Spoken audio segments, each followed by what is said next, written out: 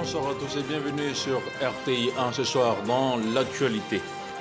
C'est une visite officielle qui vient renforcer le partenariat bilatéral entre la Côte d'Ivoire et le Congo. Le président Denis Sassou Nguesso est attendu à Abidjan. Le chef de l'État congolais sera l'hôte du président Alassane Ouattara. Plusieurs accords bilatéraux seront signés entre les deux pays. Infrastructure routière, bientôt la fin des crevasses et des nids de poules sur l'axe Guiglo-Blolequin. Le Premier ministre Patrick Achi a donné le coup de pioche symbolique de démarrage des travaux. L'ouvrage fait partie de la route internationale Côte d'Ivoire-Libéria. Et puis ce drame dans la commune de Yopougon, 5 personnes ont été tuées ce dimanche à la suite d'un éboulement occasionné par la forte pluie qui s'est abattue sur la ville d'Abidjan et banlieue dans la nuit de samedi au dimanche. Le gouvernement appelle les populations à évacuer les zones à risque.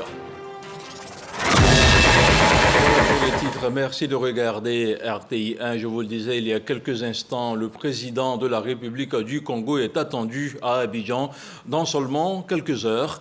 Denis Sassou Nguesso effectuera une visite officielle de 4 jours en Côte d'Ivoire. Le président Alassane Ouattara accueillera son homologue à l'aéroport Félix Houphouët-Boigny aux alentours de 14h GMT. Une visite qui vient consolider davantage l'axe Yamoussoukro-Brazzaville. Un séjour qui sera marqué par la signature de plusieurs accords bilatéraux, nous rapporte Michel Digré. La dernière rencontre officielle entre les présidents Alassane Ouattara et Denis Sassou Nguesso remonte à février 2022 en marge du 35e sommet de l'Union africaine à Addis Abeba. Ce lundi, les deux chefs d'État se retrouveront sur les bords de la lagune ébriée à la faveur de la visite officielle du président du Congo. 4 jours pour donner un coup d'accélérateur à la coopération entre les deux pays, notamment sur les questions économiques. Plusieurs accords bilatéraux seront paraphés dès l'arrivée du président congolais. Malgré les bonnes relations diplomatiques qui existent entre les deux pays, les échanges économiques et commerciaux restent encore faibles. Selon les chiffres du ministère ivoirien en charge du commerce, au titre de l'année 2021, les exportations de la Côte d'Ivoire vers le Congo sont estimées à 13 430 tonnes, soit une valeur de 11,49 milliards de francs CFA. Tandis que les importations de la Côte d'Ivoire provenant du Congo sont estimées à 2000 tonnes pour une valeur de plus d'1 milliard de francs CFA. La balance commerciale est excédentaire des 10,40 milliards en faveur de la Côte d'Ivoire. Le président congolais, au cours de cette visite officielle, se rendra également à Yamoussoukro pour une cérémonie de pose de gerbes de fleurs au caveau du premier président de la République de Côte d'Ivoire, Félix Houphouët-Boigny. Également en titre de ce journal, je vous le disais il y a quelques instants, le tronçon Guiglo-Blolequin est dans un état de dégradation avancée. Un trajet devenu difficile à parcourir pour les automobilistes. Un cauchemar qui sera bientôt un vieux souvenir. Le chef du gouvernement vient de donner le coup d'envoi des travaux de reprofilage. Un constat de Mahama Traoré. Les travaux de renforcement de l'axe Dioko-Guiglo-Blolequin vont durer 2 ans. Le chantier sera exécuté par une entreprise ivoirienne. Cette route, quand vous l'analysez, elle a été construite il y a plus de 20 ans de cela. Ensuite, elle est fortement dégradée. Donc, ce qui rend la circulation difficile et très inconfortable aux populations. D'où la nécessité de faire un renforcement, c'est-à-dire reprendre les différentes structures de chaussée de cette route-là. Nous nous engageons à livrer des travaux de qualité dans le délai requis. La région de Cavali a pour voisine la région de Guémon, dont la capitale est Djokoué. Aujourd'hui, avec ces travaux, on permettra au chef-lieu de région de la région de Guémon de pouvoir être relié au chef-lieu de la région de Cavali, à savoir Guiglo, mais aussi au département de Blolequin, de pouvoir être relié à son chef-lieu de région qui est Guiglo. C'est aussi la porte d'entrée pour le Libéria. Il y a un certain nombre de travaux qui se font, notamment Blolequin, tout le plus frontière du Libéria. Donc il était important que toutes les voies avant soient complètement remises en état. Ce tronçon a été pris en compte dans le programme routier du gouvernement du fait de son état de dégradation très avancé.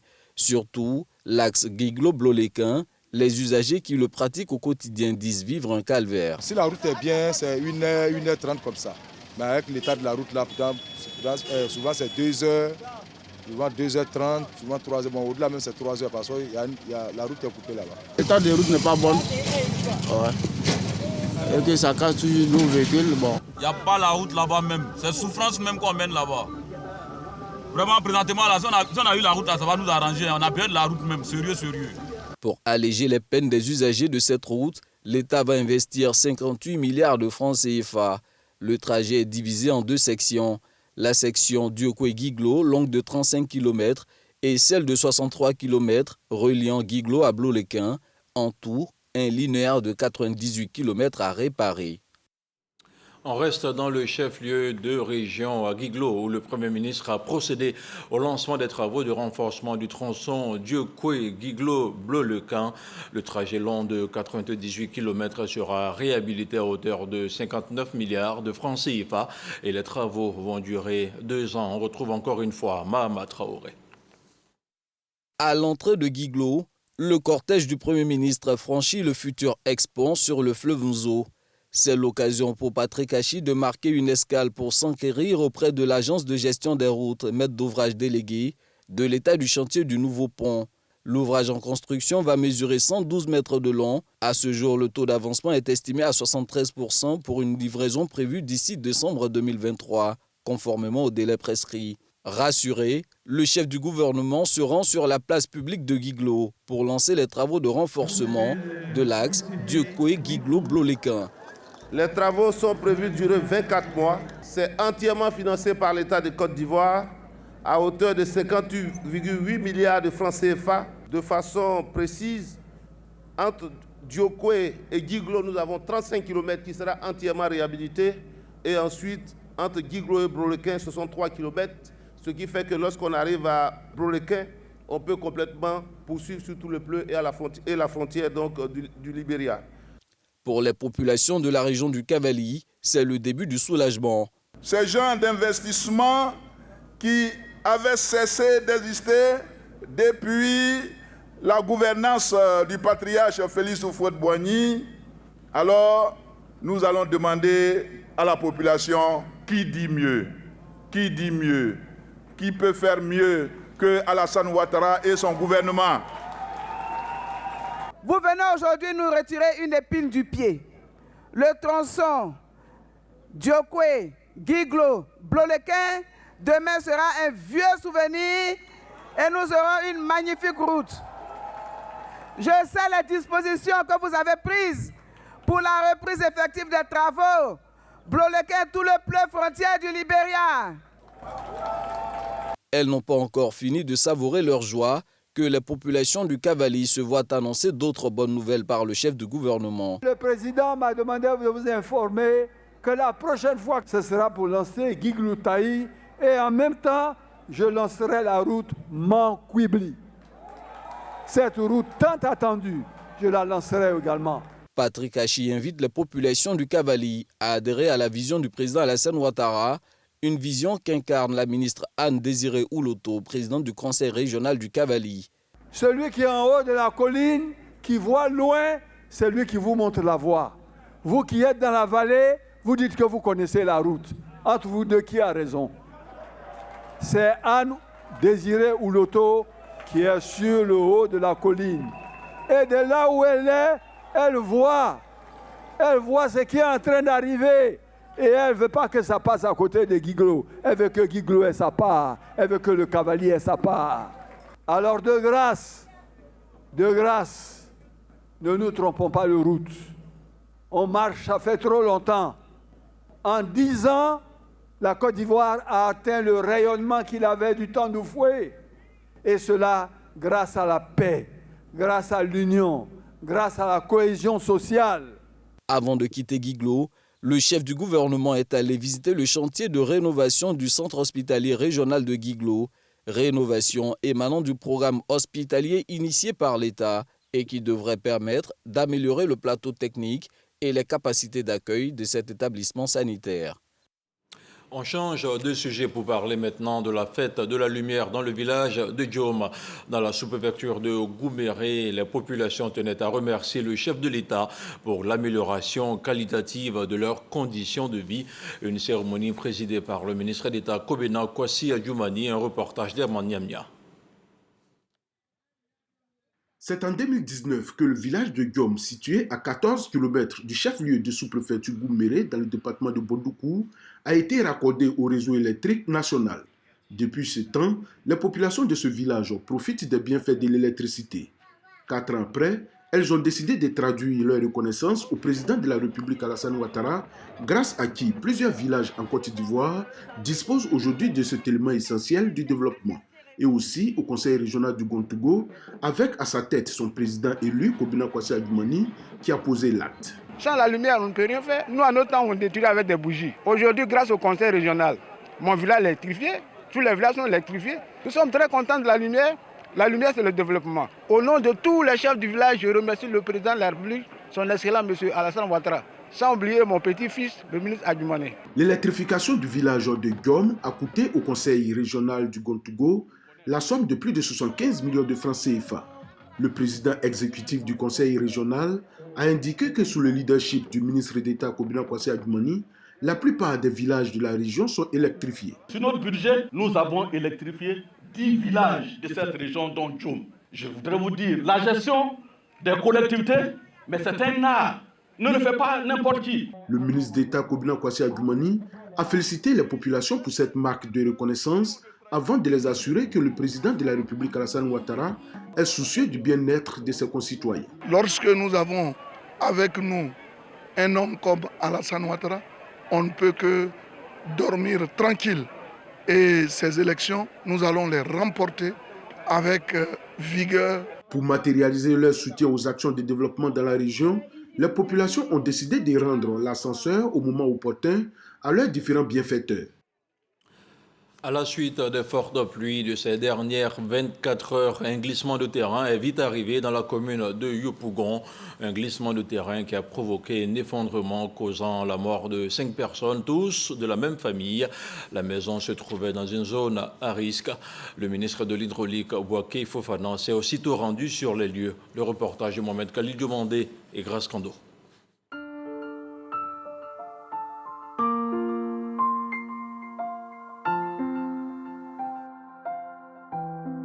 C'est un véritable coup de massue que vient de subir Rose. Sa fille Micéline, son beau-fils et leurs 3 fillettes, âgées respectivement de 11 ans, 3 ans et 6 mois, ont perdu la vie suite à un glissement de terrain survenu au quartier Les 3 Cocotiers de Yopougon Millionnaire. C'est aux environs de 3 heures du matin ce dimanche 11 juin qu'elle a été alertée. Ses voisins sont allés taper nos portes. À 3 heures du matin, ils ne savaient pas ce que je vais faire. Quand je suis venue ici et puis j'ai trouvé mon enfant, son mari et ses enfants, les 5 corps en bas de chercher noir là. Je ne sais pas ce qu'il va dire. À la mort a frappé fort à ma porte. Les corps des victimes ont été évacués par les sapeurs-pompiers militaires vers 9 heures. Ça fait déjà 6 personnes au niveau de 6 personnes décédées que nous déplorons depuis les 2 jours de pluie que nous avons. Hier matin, on a eu un décédé. Le quartier, c'était à la Cité Verte. Au total, 5 baraques construites dans cette zone à risque ont été détruites à la suite de l'éboulement. Élisée et Mélène font partie des rescapés. Ils reviennent sur les faits. Aux environs de 1h du matin, je suis sorti pour pisser. Donc à mon retour, il attendait un bruit énorme. Je ne sais pas ça vient d'où. Il a constaté que c'est un glissement de terrain. Ici, mais j'ai ma rencontre là. Je vois même que mon voisin met à côté là, mais la terre a déjà pris. Avec sa famille. Par la grâce de Dieu, je me suis échappé. Quand je me suis échappé, il est tourné comme ça. C'est là que mon voisin est sorti. On allait appeler au secours pour les déterrer. Je ne peux plus vivre dans ces genres de maisons à partir d'aujourd'hui. Ces pertes en vie humaine ont également fait prendre conscience à Patricia quant au danger qui plane sur le quartier. Tellement choquée. Donc vraiment, on veut quitter la maison. Cette nuit, on a eu maison au cas où on va partir. On ne va pas rester ici. Accompagné du groupement des sapeurs-pompiers militaires et de l'Office national de la protection civile, le ministre de l'Hydraulique, de l'Assainissement et de la Salubrité est venu toucher du doigt l'ampleur des dégâts. C'est un coup de chance que vous soyez là, parce que si ça pourrait être plus grave que ça, vous ne serez pas là aujourd'hui. Donc essayez vraiment de parler entre vous, entre toute la communauté. On dit en saison de pluie, 0 mort c'est possible. Mais si nous-mêmes, on prend conscience du danger. En dépit des nombreux appels du gouvernement chaque année, des situations similaires sont constatées. Bouaké Fofana indique que le gouvernement passera à la vitesse supérieure en adoptant des mesures fortes afin d'éviter d'éventuels drames. Moi, je vais prendre mes responsabilités, je vais faire rendre compte au gouvernement et le gouvernement prendra ses responsabilités pour faire partie de tous ceux qui sont là. Ce n'est pas acceptable de s'exposer à ce type de danger. Après cette visite des lieux, une réunion de crise a été aussitôt convoquée à la mairie de Yopougon avec en perspective la destruction imminente des zones à risque. Et comme si cela ne suffisait pas, la forte pluie qui s'est abattue samedi sur la ville d'Abidjan a occasionné une inondation au niveau du pont reliant le kilomètre 17 à Diopo-Doumé à la commune de Songon. Suite à la montée des eaux, le pont reliant Abidjan à Dabou a été submergé, empêchant la circulation des automobilistes dans les deux sens. Et comme vous pouvez le voir sur ces images amateurs, des piétons ont tenté de se frayer un passage ce matin en attendant de l'aide. Si la voie est restée impraticable dans la matinée, la circulation a repris normalement dans l'après-midi. Et selon la Sodexam, à la date de ce 11 juin, c'est-à-dire aujourd'hui, des pluies continueront sur la région du sud et seront par moments accompagnées d'orages, notamment sur le littoral, avec des intensités relativement plus élevées. Sur la région de la bande centrale du nord-est, on observera un temps généralement nuageux avec des pluies localisées. On observera également des pluies orageuses sur les régions du littoral, du sud forestier, de l'ouest et du nord-est durant l'après-midi de ce dimanche. Les autres régions de la bande centrale observeront également parfois de la pluie. Nous sommes dimanche et la rédaction de RTI 1 recevait aujourd'hui le conseiller en charge de la politique nationale de l'environnement. Avec Hamza Diaby, le conseiller Georges Kouadio s'est penché sur la dernière édition de la Journée mondiale de l'environnement qui s'est tenue à Abidjan le 5 juin dernier. Une édition en 2023 qui marquait le cinquantenaire de la journée et qui a mis en lumière les solutions à la pollution plastique. On l'écoute. Sa durée de vie, une fois qu'il est produit, il peut mettre 400 ans avant de disparaître. Donc, c'est-à-dire que si vous produisez, vous, un sachet ici, il y a 4 générations qui vont subir les effets néfastes de ce sachet plastique. Ça, c'est le premier élément. Le deuxième élément, c'est que ces sachets plastiques bouchent, ne serait-ce que terre à terre, les caniveaux. L'autre élément, c'est que les sachets plastiques se décomposent en microparticules fines qui rentrent dans la chaîne alimentaire. C'est-à-dire que vous pouvez consommer du poisson qui contient des microparticules de plastique. Cela peut avoir une incidence sur votre métabolisme. La communauté internationale a lancé les négociations sur le traité de l'élimination des déchets plastiques. Et le thème qui a été choisi, c'est « Solution à la pollution plastique ». Et vu les efforts dans ce domaine faits par la Côte d'Ivoire, on a été choisi pour célébrer ces journées. Et il faut dire que le bilan qu'on en fait, le premier élément, c'est la sensibilisation. On a mis en place 2 caravanes qui ont sillonné les communes du district d'Abidjan. Le deuxième élément, sensibiliser les producteurs, les entreprises, la population elle-même. La caravane était plus destinée au marché. Parce que, il faut le rappeler, déjà en 2013, la Côte d'Ivoire était en avant-garde avec un décret qui a été pris pour interdire, commercialiser, produire les sachets plastiques. Un projet de code de l'environnement a été soumis aux 2 chambres du Parlement. Ce code de l'environnement apporte au niveau, si on s'en tient aux sachets plastiques, à ces déchets plastiques, 2 innovations majeures. La première, c'est qu'elle insiste sur la responsabilité élargie du producteur, qui voudrait que si vous êtes producteur, vous êtes distributeur, vous êtes importateur d'un produit, vous êtes responsable de sa gestion en fin de vie. Donc on encourage, ce code va faire en sorte qu'on va encourager les entreprises à prendre leurs responsabilités et à développer en leur sein ce qu'on appelle aujourd'hui des éco-organismes pour mettre en place des filières pour pouvoir éliminer ces déchets et favoriser ce qu'on appelle aujourd'hui le concept de l'économie circulaire. Sa durée de vie, une fois qu'il... Direction la France avec la région de la Normandie qui s'engage à accompagner le district autonome des Lacs. Avant leur installation dans les 3 régions du district, plusieurs jeunes seront formés aux pratiques agro-pastorales. Une décision qui fait suite à la rencontre entre Raymond Goudou-Kofi et Hervé Morin, président du conseil régional de la Normandie. Un reportage de Mamadou Kouassi. La Normandie, région située dans le nord de la France, est spécialisée dans l'élevage, l'agriculture et la transformation agro-industrielle de produits laitiers, de fromage et de jus de fruits. Elle se positionne comme l'une des premières régions agricoles de France. Cette région s'engage désormais à accompagner le district autonome des Lacs de Côte d'Ivoire dans sa vision de développement, surtout celle d'être une zone agro-pastorale avec à la clé la formation des jeunes. On est très ouvert pour favoriser à la fois la formation des jeunes Ivoiriennes et des jeunes Ivoiriens qui souhaitent travailler l'agriculture, qui souhaitent la rendre plus performante, qui souhaitent évoluer dans leur pratique agricole. Et nous avons des structures de formation et bien entendu voir aussi avec l'industrie agroalimentaire quels seraient les partenariats possibles pour faire en sorte que la transformation au maximum puisse se faire en Côte d'Ivoire. Dans quelques mois, ce sont des dizaines de jeunes des régions de l'Ifou, d'Unzi et du Bélier qui seront accueillis à Caen. Une idée qui vient accompagner les initiatives du gouvernement. Il y a un partenariat gagnant-gagnant qui est en train de s'établir. Nous avons pu dégager des perspectives. D'abord, ce qui concerne la formation, mais également toute cette chaîne de valeur qui a trait donc à l'agriculture et à l'élevage. Je voudrais mettre un accent particulier sur ce que nous a promis le président Hervé Morin, c'est vraiment de faire en sorte que nous ayons la possibilité de faire venir quelques jeunes pour suivre justement ces formations, ces remises à niveau. Tout dépend du niveau des élèves que nous allons faire venir, mais il nous a garanti qu'ils pourront donc les recevoir et je pense que la Côte d'Ivoire lui en sera reconnaissante et plus particulièrement le district autonome des Lacs.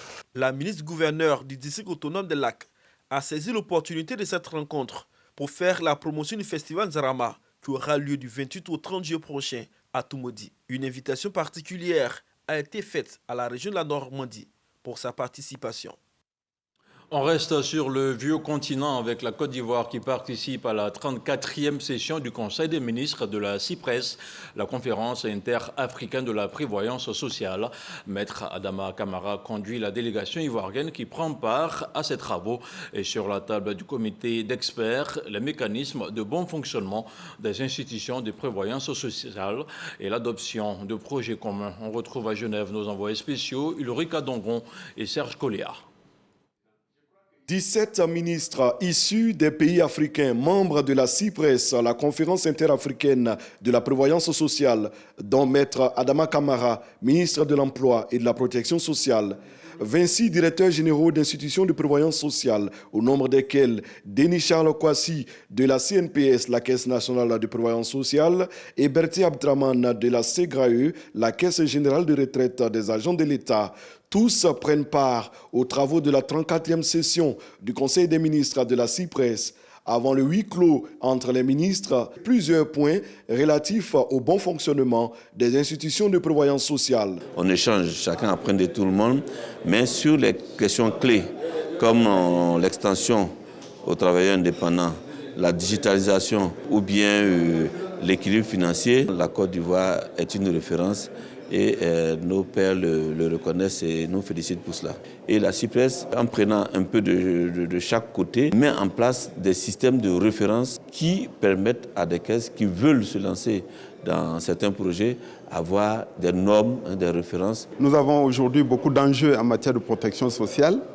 Il nous faut à la fois nous accorder sur des règles et des principes communs et en même temps nous engager sur de nouvelles initiatives qui permettent d'une part, d'améliorer et de renforcer la gestion des organismes de prévoyance sociale, que ce soit dans les secteurs de l'assurance maladie, des pensions de retraite, et en même temps aller vers l'extension de la couverture sociale. Notons que la Guinée a rejoint la CIPRES portant le nombre de membres à 18. Le Conseil des ministres de la Cypresse se tient en marge de la 111e conférence internationale du travail au siège de l'OIT, l'Organisation internationale du travail à Genève. Le ministre de l'Emploi et de la Protection sociale, Maître Adama Kamara, représente le président de la République et fera une déclaration en plénière au Palais des Nations le lundi 12 juin. Et on prend la direction de Médine en Arabie Saoudite. La ville lumineuse accueille depuis quelques jours des milliers de pèlerins ivoiriens, des candidats au Hajj qui ont visité plusieurs sites parcourus par le prophète Mohammed sur l'histoire de l'islam et des différentes mosquées. Ils ont été édifiés. Abou Sanogo et Sissé Ibrahim sont à Médine. Voici leur compte-rendu. Très tôt ce samedi matin, les pèlerins ivoiriens des 3 premiers vols se sont rassemblés devant leur car. Nous sommes à Médine, la ville du prophète Mohammed. Chaque pèlerin écoutant attentivement les dernières consignes des encadreurs. Ce matin, ils feront la ziyarat, qui désigne la visite des sites liés au prophète Mohammed, sa famille, ses descendants, ses compagnons ou d'autres figures venues dans l'islam, dans l'ordre et la discipline. Tout le monde prend place à bord des cars climatisés. En route pour la visite des 10 sites. Première étape, la place de Sayed al-Shuhada, située au pied du mont Uhud. Un endroit qui a enregistré une des grandes batailles au début de l'histoire islamique. Beaucoup d'émotions dans le récit des encadreurs.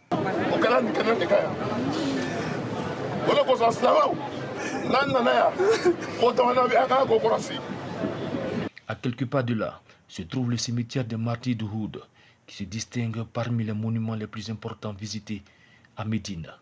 Il contient les tombes de 70 des grands compagnons du messager de Dieu qui ont participé avec lui à la bataille d'Uhud dans la 3e année de la migration du prophète. Après le cimetière des martyrs, cap sur la mosquée des 2 Qibla. Elle est l'une des plus importantes mosquées de l'histoire islamique. Elle se traduit par des mosquées des 2 Qibla.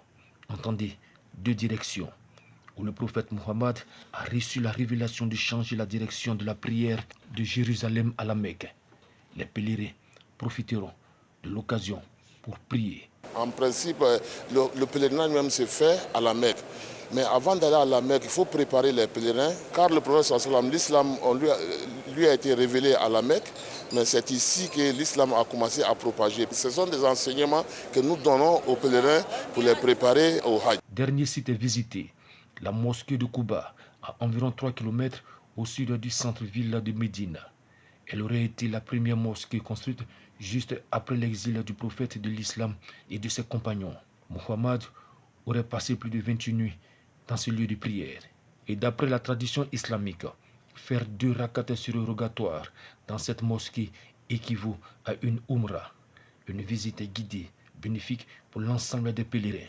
Ça nous montre qu'il faut vraiment avoir la foi. Savoir que tous ceux qui viennent là, dans ces lieux, vraiment c'est que l'affaire de Dieu, ce n'est pas une petite messe à faire. Les pèlerins ivoiriens se rendent ce dimanche à la Mecque. On regarde maintenant la sélection des faits marquants de la semaine qui se referme avec Éric Goré dans le 7 sur 7.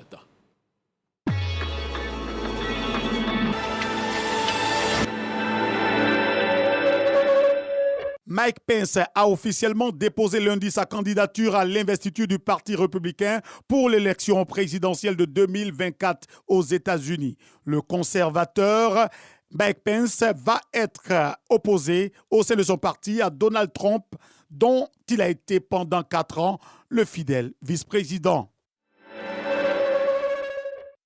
Les embouteillages sont de retour sur les artères de Dakar alors que les commerces ont ouvert. La vie reprend son cours normal au Sénégal après des heures que le pays a connues la semaine dernière, suite à la condamnation à 2 ans de prison de l'opposant Ousmane Sonko, qui avait déclenché des violences occasionnant 16 morts.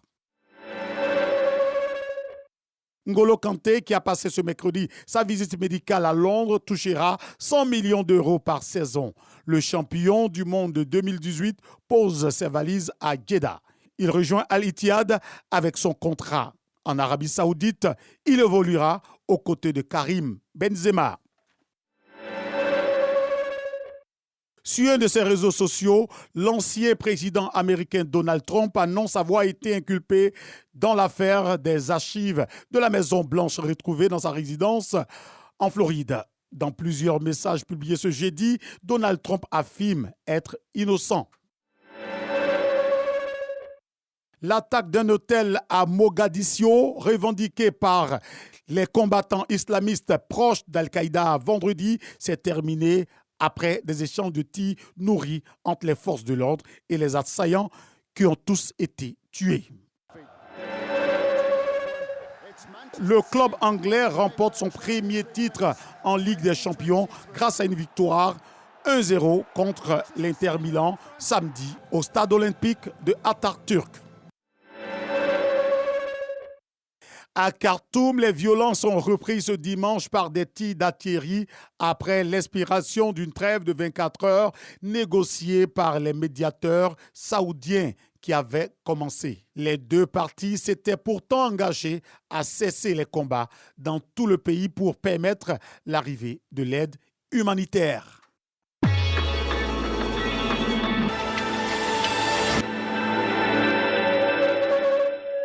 Fin de cette édition préparée par l'ensemble de la rédaction de RTI 1. Merci de nous avoir suivis. Demain à 6h30, retrouvez Régis Kofi avec l'équipe de Matin Bonheur pour de nouvelles d'ici et d'ailleurs. Bonsoir.